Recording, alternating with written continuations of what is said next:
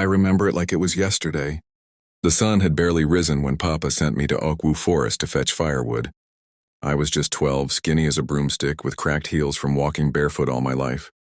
Our village, Umueze, sat deep in southeastern Nigeria, surrounded by thick bushland and whispering trees that held more secrets than any elder dared to speak of. But that morning was different.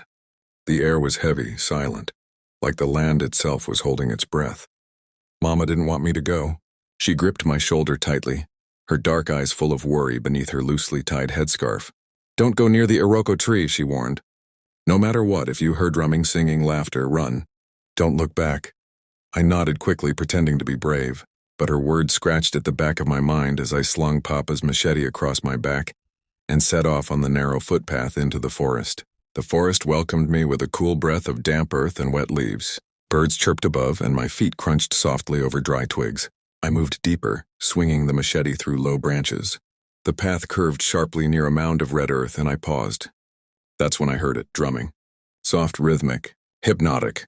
My breath caught. I hadn't told anyone, but I'd always been curious about the old Iroko tree. The elders said it was cursed, that a powerful spirit lived inside, one that could grant you anything you wanted, but only at a terrible price. Mama said children who ventured there either returned, changed, or didn't return at all.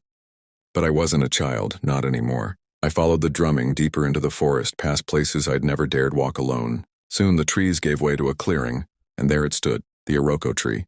It towered over the land like a god, its bark black as coal, its twisted roots jutting from the ground like old bones. The branches didn't sway, even though the wind passed through the clearing, and around it the air was deathly still. I should have turned back, but I stepped closer. Something shimmered near the roots. A red cloth tied to a gourd. A sacrifice recent. Suddenly a voice called out, "Why have you come here, child?" The voice wasn't loud, but it filled the entire space like it echoed inside my skull. I turned slowly. A woman stood behind the tree, tall and dark, her skin glowing faintly in the shadows. Her eyes were deep pools of black, her hair braided with cowries, and her wrapper shimmered like moonlight. She was beautiful and terrifying.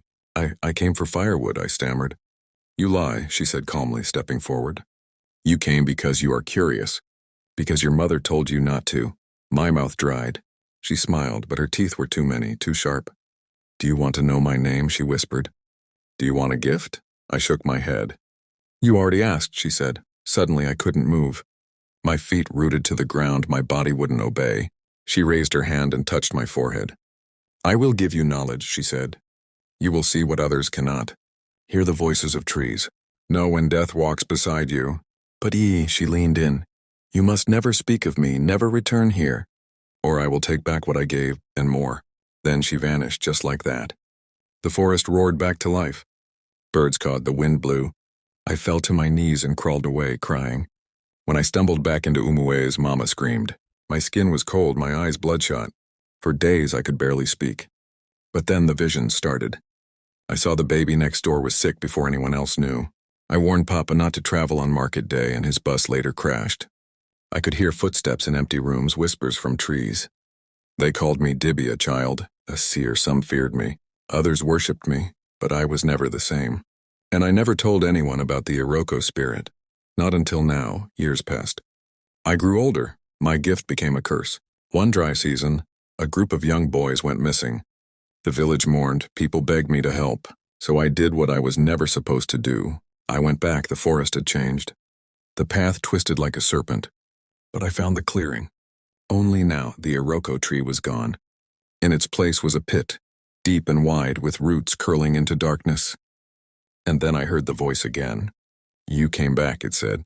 She rose from the pit, taller than before, her face stretched in a wicked grin. "I warned you." I tried to run, but the ground opened beneath my feet.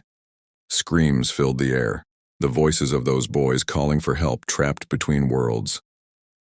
She reached for me, and I knew. I was not leaving this place whole. But Mama's voice cut through the noise. She had followed me somehow. She threw a calabash filled with salt and ash into the pit. The spirit shrieked and recoiled, the earth trembled, and I was thrown out of the clearing.